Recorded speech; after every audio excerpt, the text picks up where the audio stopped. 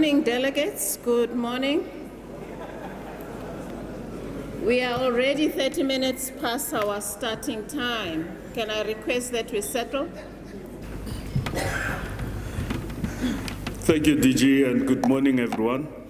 And can I just thank and second the DG for the acknowledgements that she has done. And she has saved us the time. Thank you very much for the opportunity that we've been given to be able to present this overview of the key issues that were discussed yesterday.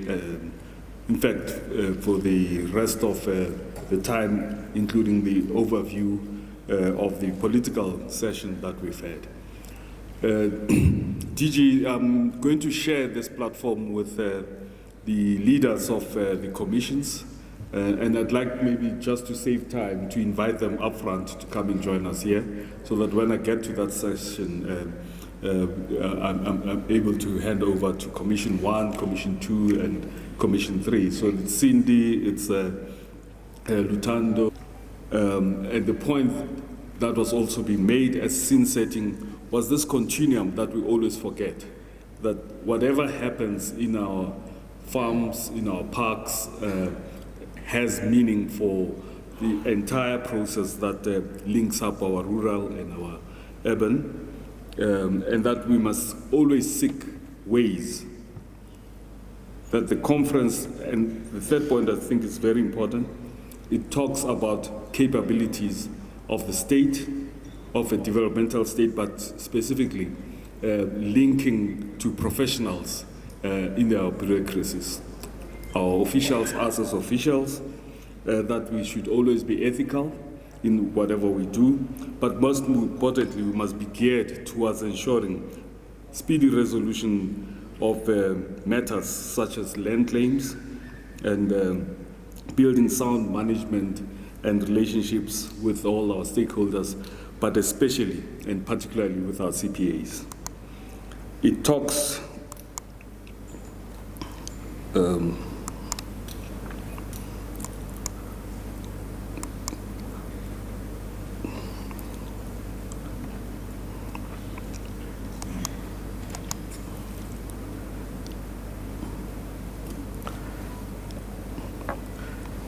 struggling with my eyes to see.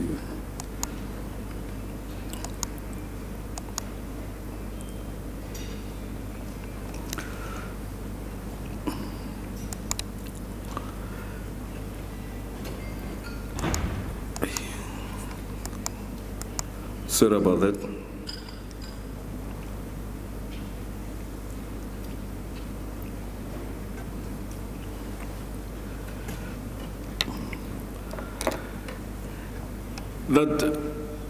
This national conference is a critical platform for engagement and for amongst all of us as stakeholders, and to ensure regular engagements and monitoring to the extent to which decisions are being made and implemented right throughout. That this forum here is a key strategic program with a clear vision to unlock the socio-economic potential and critical transformation of potential or of protected areas, for the benefit of all our communities in those areas. But it also reaffirms the pillars that haven't changed for some time now, that have been reiterated by the Minister and other speakers, and in the commissions and in plenary, that we're all about land restoration, co-governance, capacity building, economic development, and community development. They've been around with us for some time, and they haven't quite changed. We also reminded that in setting the scene, the Minister noted that this forum is not just an NGO, it's an NGO that is there to strengthen the relationships between government, communities, and communities in and near the protected parks. And a number of pronouncements were made about task teams, about a number of platforms, including maybe involving some of those recommendations that go up to MINMAC for decision making. That there must always be a balance between conservation without compromising land rights of our communities. That we need to support government in its way of developing land and going into restitution models that also ensure that land is in protected areas remains protected, while at the same time claimants are being given rights and are beginning to allow for past restraints to be retrieved and their dignity be restored, and that they benefit. There's also an issue about the interaction between communities at the parks, which are affected by disputes in communities, which incapacitate the management of parks who do not know how the rights of the people are to be engaged with. There was a very strong point that was made about the essence of partnerships.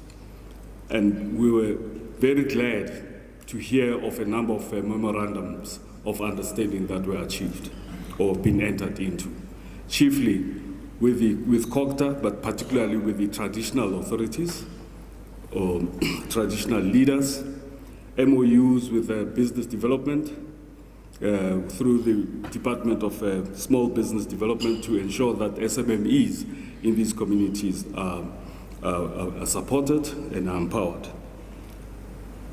Ongoing, I think the demonstration was here. We saw it through the two ministers, that there's cooperation that has been strengthened between Minister Didiza and Minister Creasy. Further MOUs being entered into with the Department of Science and Technology, and also MOUs being entered into with traditional health practitioners. We also got a very clear and sound presentation by the two women that are behind me here, the DDG and the Deputy Land Commissioner, and they gave us a very clear outline of progress that has been done since the 8th conference. And that progress was illustrated very well in a couple of slides, which I'll just show, I won't go through, but they indicate the percentage of achievements that have been done over the years. And ultimately, that about over 100% achievement has been achieved. And I think that deserved a huge applause from all of us. That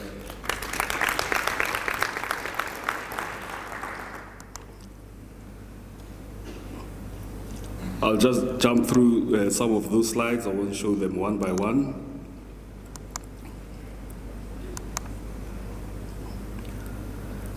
Then, ultimately, after all these discussions, there were two themes that came out.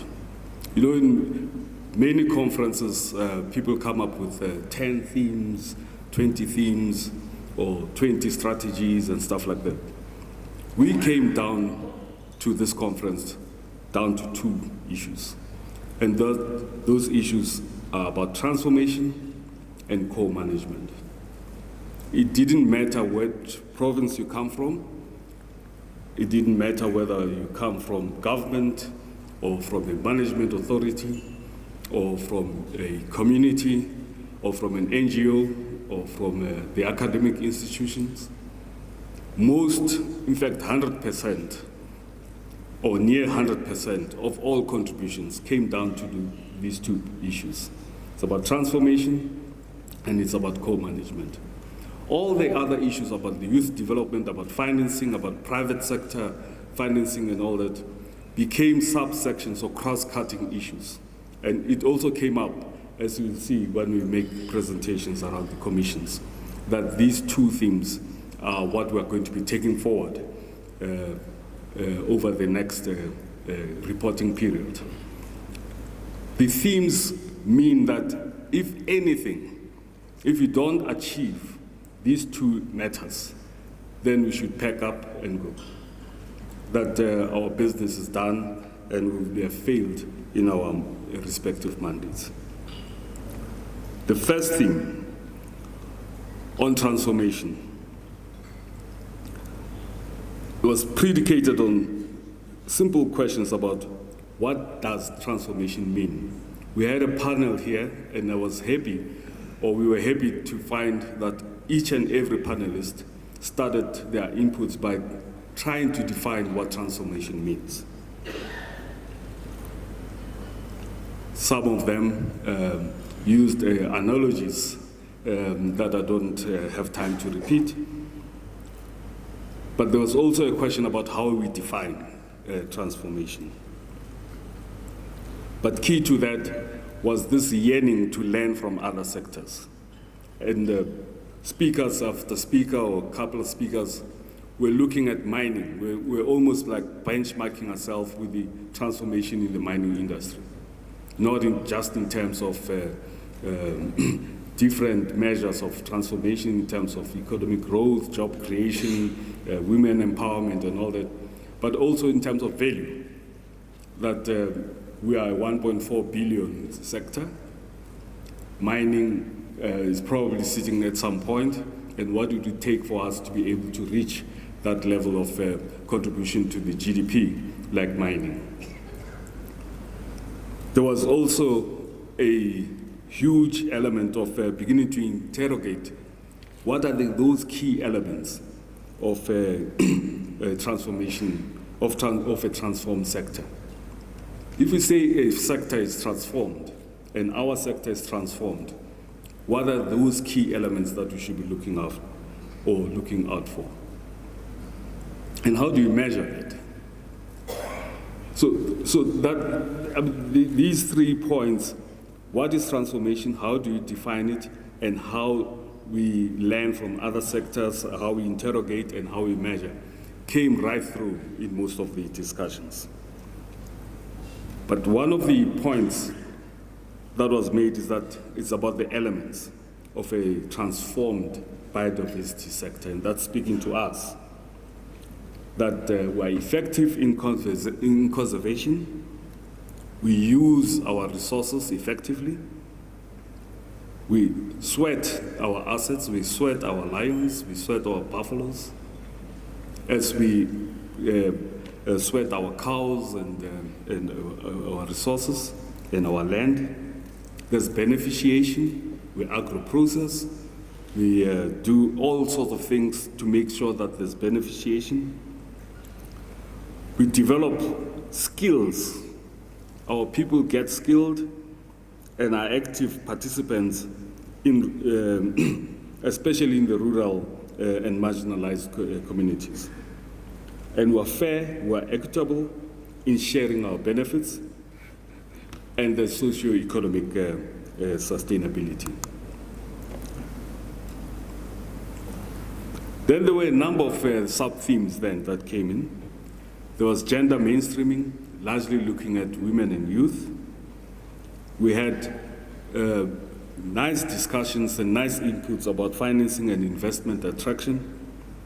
One line I think that impressed most of us was when we were told that we need to be able to learn that we have to be able to get to a point where our unique selling points as this sector are bankable. And there was a serious point also that was raised about partnerships. People come to us, they want to partner with us, and that we have to be able to vet them, and we have to be able to screen them as potential business partners going into the future. Then there was a whole lot of discussions about the role of government, or the role of the public sector. And that discussion dealt with both the bad, the good, and the ugly of our relationship with government. Deal with corruption, deal with nepotism, and other malfeasance that are prevalent within government. Deal with a number of programs I just listed because it was raised, I think, in on the floor, about the Presidential Youth Program, but there are other developmental programs that government have. Government is expected to contribute towards research and development initiatives, and government has to lead in terms of policy, development, and legislative amendments. And there were lots of discussions around possible legislative amendments that took place on the floor as well. On core management, there were two dichotomies. There's a dichotomy. There cannot be two dichotomies. There was on the one hand, delegates were saying that they are in core management. And delegates were saying that no, they don't want to be in core management, they want to be core managing. You know, it sounds like a cliche, but in the discussions it became such a deep and such a emotional, as Jabu would say, colorful conversation within our, in fact, across most of, on plenary and across most of the commissions. And the key question is that, is the problem the law? Or is the problem the application of the law? Or is the problem around skills and competences? And when we talk about skills and competences, it cuts both ways. With management authorities, with boards, with the government as a whole, or with us in the communities that we represent. Is it a question of attitudes and mindsets? Or the relative difference between subjective and localized issues or broader issues? I think one of the panelists here said there's no one size that fits all. But I think that defined the theme and defined the problem.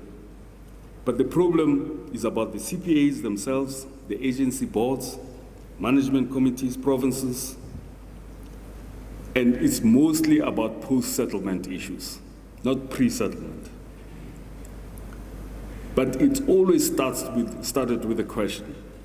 And I think the majority of us, except for those that already have settlement agreements, is that what happens when I get a land and a title deed? And the question is, what now?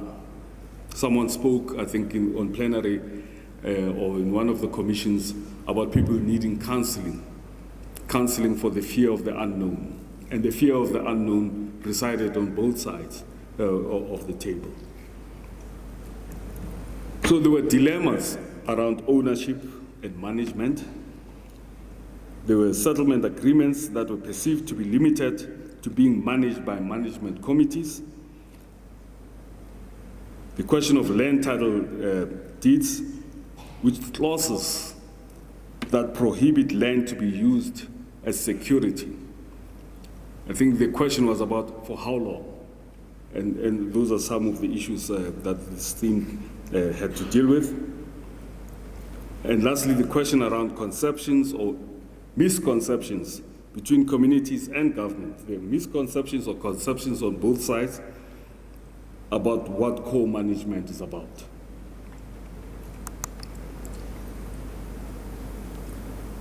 So there were a number of key considerations that came up. That one of the main considerations was the role of the Land Commission, especially post-settlement and post-transfers. Whether there's a role that they can play beyond that. There was an issue about sustained skills development programs of action with a collaboration between the Department of Basic Education. We picked up this specific issue because not because it got the biggest applause at some point, that our kids need to be taught and get into agricultural schools and our sector-related education at a young age. That there needs to be stronger and clearer differentiation of roles and responsibility, especially relating to strategic management and operational requirements. That there's always tensions about what's strategic, what's operational. And I made well, it's a joke or a comment that management will tell you that stuff is strategic when they don't want to take responsibility, and the boards would say matters are strategic when they want to be able to be allowed to intervene or interfere in operational matters. We need to define mechanisms of changing core management models. We coined this, I think, very carefully to suggest that it's not always about changing the legislation. It's about the models. Cindy gave us 4 models of core management, and they might apply or not apply in one point or the other, but there might be a mechanism that can be suggested or regulated that if this or that happens, then you have the leeway to change concession or whatever, any one of the 4 models that she mentioned. And there was also a consideration about the periods. How long? Is it open-ended? Is it forever? Some of the issues might be suggesting that every 5 years, an agreement should be reviewed and changed, and the model be amended or adjusted. There were even suggestions that the funding periods should be extended to a minimum of 10 years to give certainty in terms of and security of funding over some time.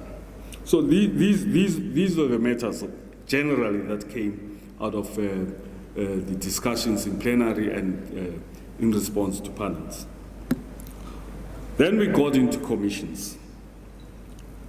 Commission 1 dealt with investing in and around protected areas to unlock economic potential for rural development and economic recovery.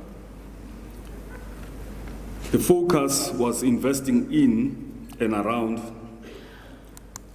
protected areas and unlocking economic potential for rural development and economic recovery. The objectives, I think, were clearly stated in the different commissions, and the key issues for discussions were outlined. For Commission 1, the issues were outlined as 1, infrastructure development, 2, development opportunities, 3, institutional capacity, 4, community capacity, research capacity as number 5, investment in different forms of investment and different project levels, marketing and promotion, enabling policy and investment. You can't as well.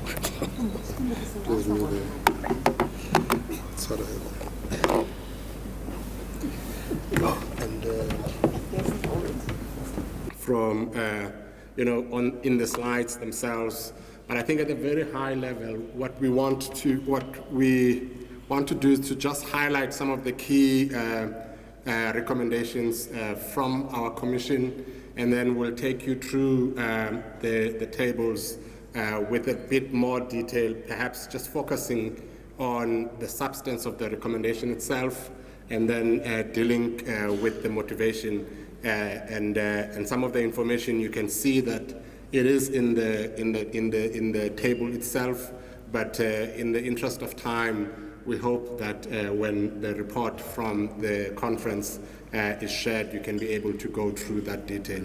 The first recommendation was that we should expand and optimize development opportunities around protected areas. We also need to build community capacity in critical areas for real, meaningful participation by communities in the development opportunities that arise from protected areas. We also need to improve institutional capacity within management authorities in parallel with the work that we're doing to build capacity with the communities. And the idea being that we want officials in protected area or management agencies to be able to work well with communities to facilitate development opportunities. We also highlighted the need to target infrastructure development in and around protected areas as an enabler for economic development and recovery. We also recommended unlocking investment through building enabling processes. I think I will unpack on this when we get to the tables. We also need to review and build a more enabling policy environment. There was a lot of discussion around, our aspirations to do certain things, and sometimes the red tape that is imposed on either government or management authorities by our policy framework, and we need to look at ways of how to creatively review and revise some of those instruments in order to enable some of the recommendations that we're making as a conference. We also need to link interventions with communities through proactive, on-the-ground solutions.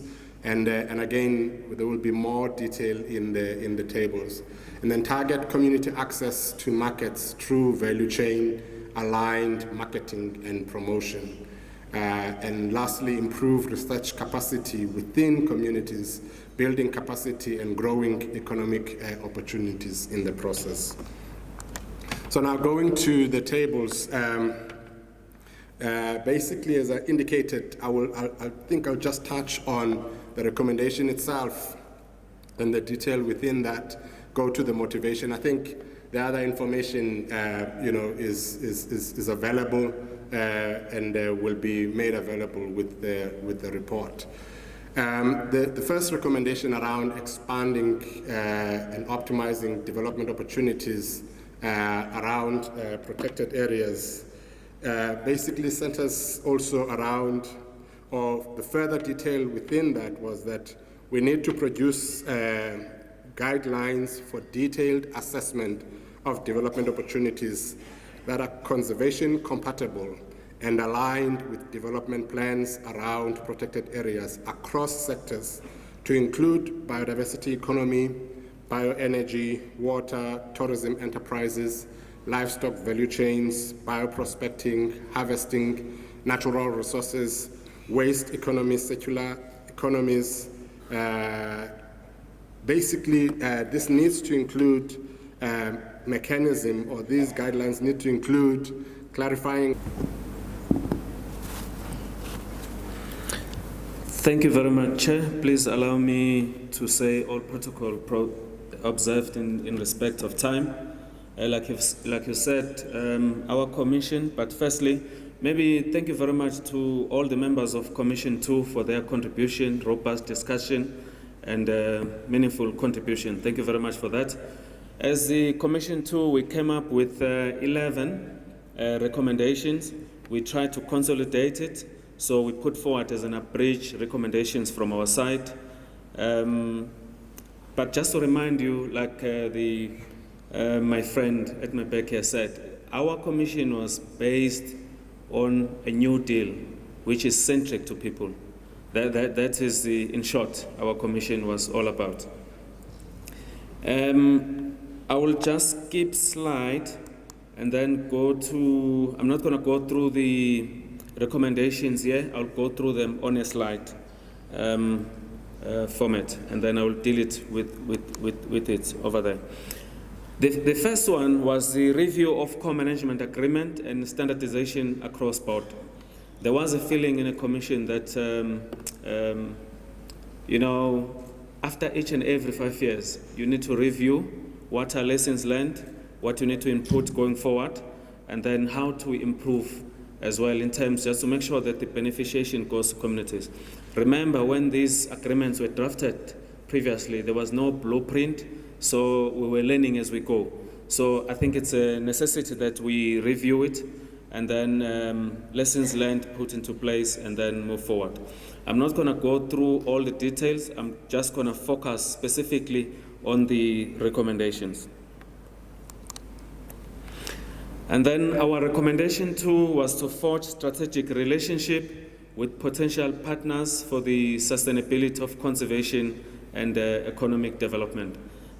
You will understand in the business of ecotourism, you need strategic partners, you need investors, so that at least you need people who have got a technical know-how, business acumen, how to run the business, and then able to attract visitors and also generate revenue, which is much needed for the PA's management and the beneficiation rollout to land owners. The next one was financial capacity building for communities. This is one of the critical elements, because once you go in partnership in business, the other party will give you a financial statement for you to go through a financial statement. Do you have the ability to go through the financial statement and interpret the financial statement? Not to be told that the business is not making money and you can't able to see where the problem is and then how to fix it so that we can move forward. The next one was on the development of standard policy on human-wildlife conflict. We fully understand that some of the entities do have the human-wildlife conflict policy as well as the norms and standards, but we also understand that some of the entities doesn't have the policy directive and the norms and standards that guide the process. Like for instance, in some of the entities, there are certain species that were introduced in those protected areas, and then if they cause damage in our communities, then they get compensation on those species. But we fully understand that other entities that don't have this at this stage. So we need to develop that policy and norms and standards so that at least there's that standardization across the country. In terms, it will differ for sure in terms of species, but at least there's a policy in place and there's norms and standards. The next one was protected areas to sustain themselves financially.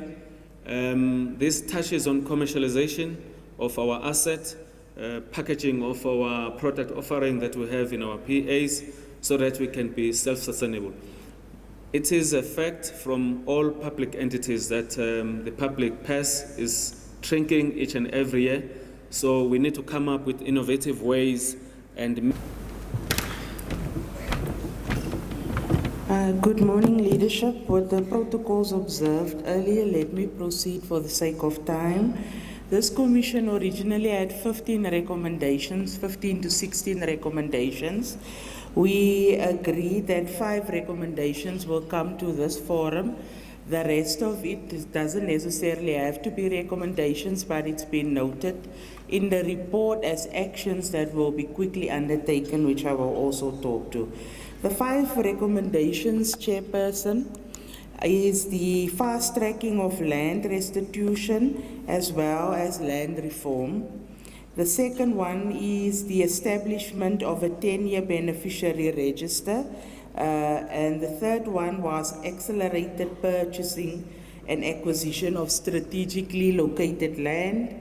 And fourthly, we spoke about extensively actually the issue regarding CPAs and trust. And then the last one was regarding enterprise development for CPAs and trust within the biodiversity sector. Then let me go to the first one, fast tracking of land restitution claims. There was an acknowledgement that this matter was becoming more than 20 years now. There was an acknowledgement that there's still old order claims outstanding submitted before the 1998 date, and there was also acknowledgement there's new order claims that have not been touched. Commitment was made to increase the acceleration of land restitution claims specifically in the next 3 to 5 years. And that one is specifically when it comes to conservation claims. Next one was the establishment, also just to add to the previous one, there was also workshopping and introduction of beneficiaries to other land reform programs. Restitution is not the only land reform program. We also have 10-year rights upgrade as well as redistribution. Next one was the establishment of a 10-year beneficiary register. As you are aware, on all types of land, you need to be undertaken to identify those strategic land parcels, and a plan must be developed and implemented for strategic acquisition of this plan. Enabling policies that was referred to was legislation regarding protected areas expansion specifically that must be taken into consideration. Also, it was recommended, there was a feeling that in the people and park space, they don't necessarily know what is the status of CPAs and trust. There was also acknowledgement of this land grabs and wannabe CPAs that being entertained. So we made members aware that there's a report that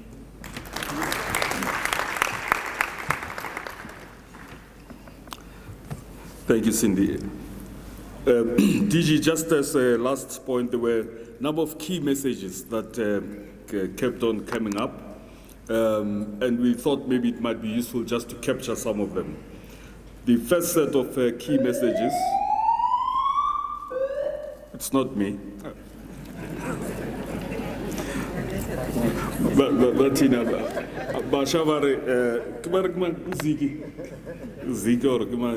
It wasn't me. So that there are key platforms that exist to be had and to build together on, and that a clear message that we cannot wait to be had and wait for the next conference. I think that was a very strong message that came through. The second one was that there are platforms that exist to access and to be had, and we need to build those collectively, and that we must commit to more regular feedback sessions.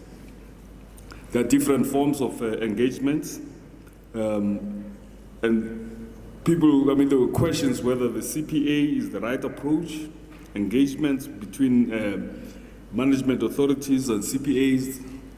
Key messages came out there, that the review of biodiversity stewardship to ensure youth and women and gender mainstreaming, and that we need more introduction of more regular engagements. Addressing the full value chain, that we need to be viewing our context as a whole and the whole biodiversity value chain as a whole. We need to access opportunities with broader range of stakeholders in a safe and supportive way, and removing barriers as much as we can. We need more engagements with management authorities and CPAs, and we need to be able to address post-settlement phase issues more often. And that's the question of what happens after we receive our title deeds. The last set of questions also cover the point that Cindy made about sharing of and training on standard operating procedures, but it's also about issues of trust and empowerment and gaps that emerge, which is a concerning point, that we need to have a focus on removing the red tape. The president lately talks about replacing red tapes with red carpets, training on settlement models. I think the settlement models, Cindy has already been challenged to have dedicated training sessions to look at the models that she presented, and that we need to shift our focus to self-sustainability and always relying on government. DG, we want to present these as resolutions of this conference, but as usual, there must be just that one issue as you sit there that you feel very hot about that is not being covered in the entire presentation.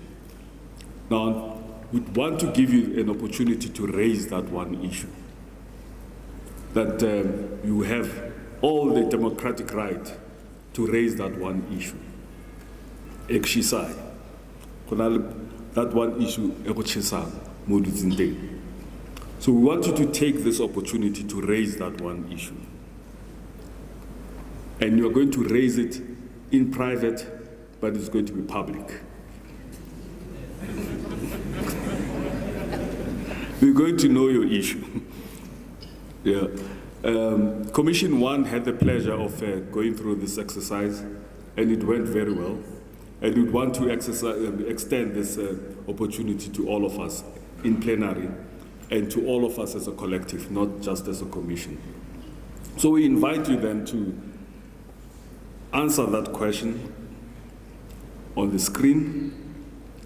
And you all have devices, you all have cell phones, you all have, some of you have laptops, but please take out your device.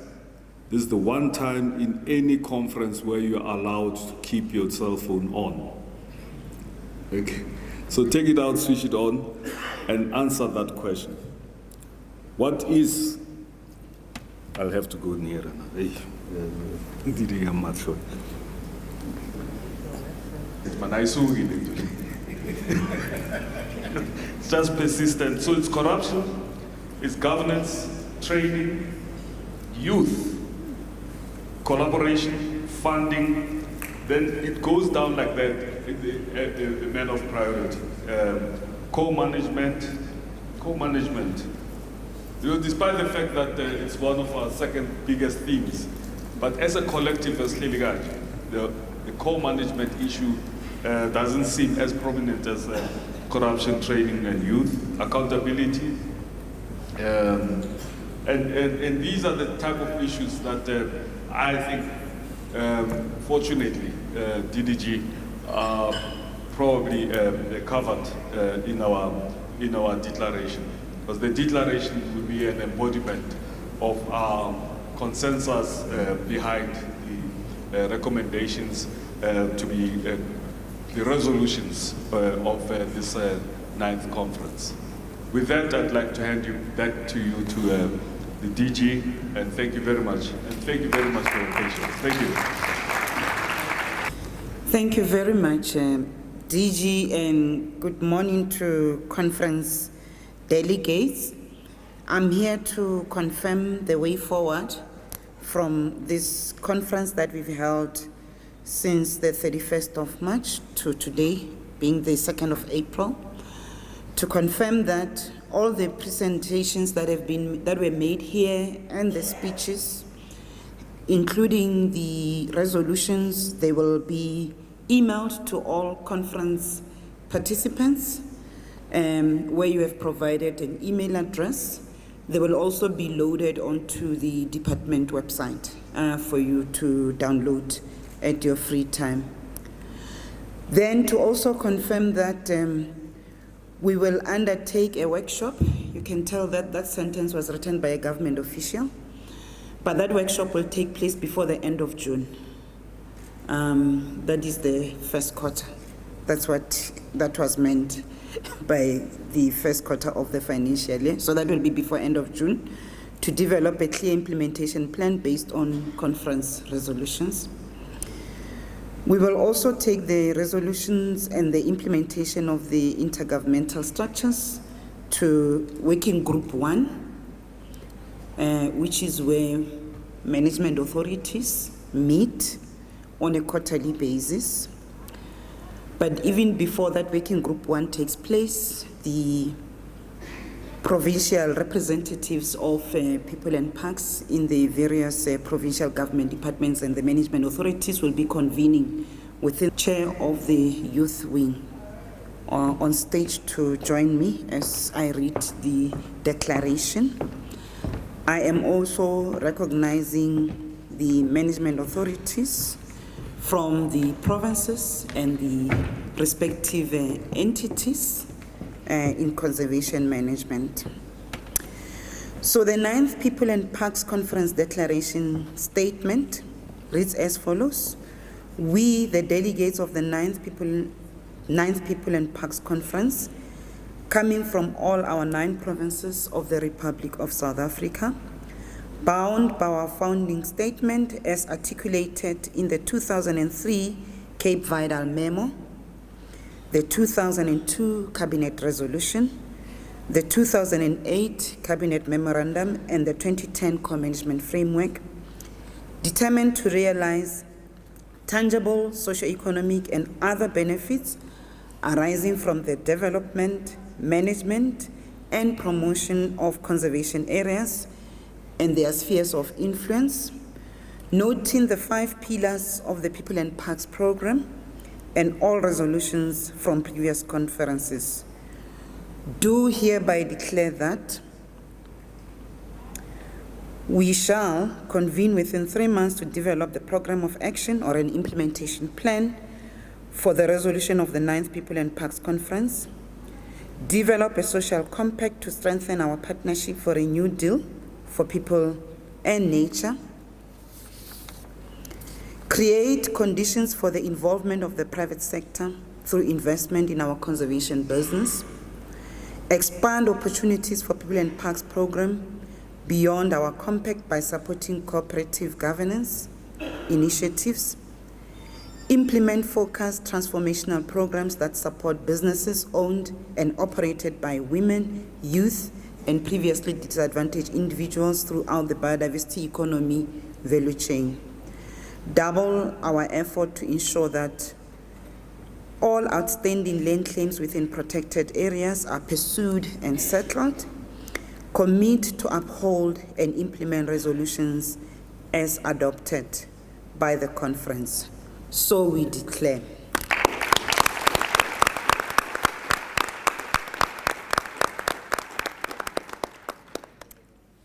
Thank you very much, DG. I think you can take your seats here in the meantime. Thank you very much, and thank you to the collective that has made and read the declaration. And as pleaded by myself, is that I'm hoping it's engraved in your hearts. The commitment to ensure that we live by the declaration, we do make progress into the financial year and also into the year, but also in the next conference, we must then report on significant progress in as far as this is concerned. Thank you. Thank you very much. Thank you. Can I? Thank you, DG, who's also a program director today. DG, as you were asking us to sign the declaration in our hearts and spirits, I'm reminded, my spirit reminded me of another declaration we made 21 years ago, September 2001 in Limpopo on waste management, that by this year, 2022, we will have a plan for zero waste. I say that because we do not make these declarations lightly. They are a commitment of all the stakeholders here. Program Director, it's my pleasure this morning on behalf of AGD, Mayor Matilda Casella, to give vote of thanks to all the stakeholders that are here, the leaders of community groupings, leaders from the private sector, officials and colleagues. I must first express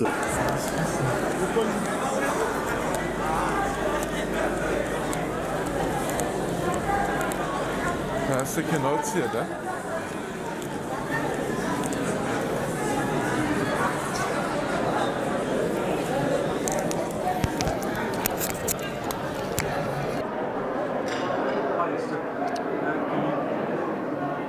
From your point of view, your story first, please. Thank you very much for the opportunity. We have started the organization called African Community Conservationists. It was founded in 2019, registered in 2020. Since then, we believe we have done well in terms of addressing sustainable use for our communities. There are still a lot of challenges, and that's the reason why we have decided we will be participating in the People and Parks Conference. And for the first time, we also invited the private industry, which were well received by the communities. And this is a milestone and the first of its kind in South Africa, where we have agreed that there is a need for partnership between industry, NGOs, and our communities. We believe that based on the declaration that they've made, we will be part of the strategic direction in addressing the economic benefits from the sustainable utilization of our resources.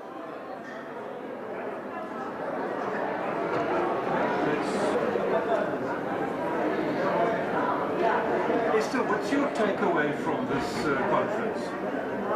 I believe that this conference was well attended from all South African 9 provinces, from communities with the conservation areas, and I believe that this time is no longer the 8th conferences that they once had.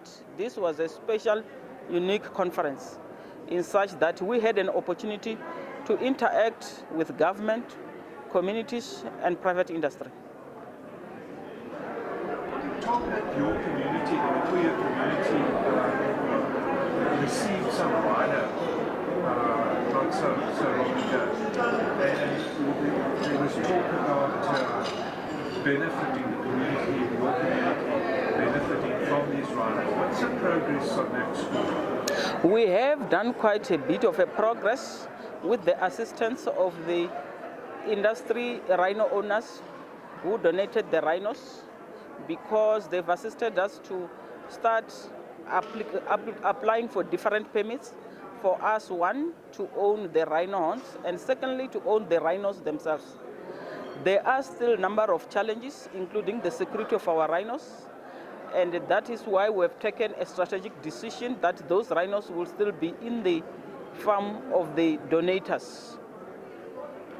I've listened now to the outcomes of the community of this conference and whatever, and there's something that I see is still missing in my opinion. In Namibia and Zimbabwe, rural communities are compensated for wildlife, human wildlife conflict, elephant gametes, crops, predator comes in and kills cattle.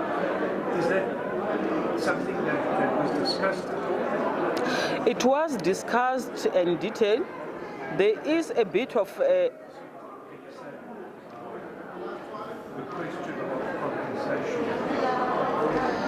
the question of human-wildlife conflict was discussed in detail, and we believe that we have taken strategic resolutions where the government will be considering to start acting in terms of compensating our communities who are experiencing losses as a result of human-wildlife conflict. We must also understand that Namibia and Zimbabwe, they have been spearheading and they've done well in that issue of concern with our communities. But we as South Africans, we are learning from the entire SADC, and that's why it was important for this conference to talk to the human-wildlife conflict and find resolutions, which resolutions will be urgently addressed. Travel restrictions over the last couple of years have had devastating results. It showed up the fragility of the funding model for conservation in this country. So when hunting was stopped, so ecotourism came to a halt. Has the government done anything to assist rural communities that have suffered from this? They have done partly, but we as communities who are staying directly with animals and indirectly affected by these conservation areas. We haven't touched tangible impact that the government have done. They have made some critical projects where they were benefiting youth but not directly to conservation areas. We believe that our government is starting to work on that because of the assistance of the people and parks. On the face of it, international donations to conservation seems good. But some people are of the opinion that these donations often result in interference. Sorry, I just lost my way for a second. Of policy making in conservation different areas. So it seems like it's a double-edged sword. What is your opinion on that? I think that we are a young democracy, and in terms of the policy makers, they're still holding on as the only people who understand the policies and who are able to implement the policies. But from this conference, what I've learned is the government is now giving both communities and the private sector an opportunity to even relook at some of these policies for the benefit of those communities who live side by side with wild animals. So there have been many of these conferences in the past. Do you reckon this is just another talk show? Or have there definite targets? Have there been definite dates set for implementation of what's been decided here? I have had an opportunity prior to being the chairperson of African Community Conservationists to be the chairperson of Limpopo People and Parks. And of all the conferences that I have participated in, this is one unique conference which I believe that the communities have done quite a good job because they've put down some performance indicators attached to the responsible institutions as well as dates of implementation, which is good and is going to pave a way for these communities to start benefiting out of these conservation areas. Yes. We're done, eh?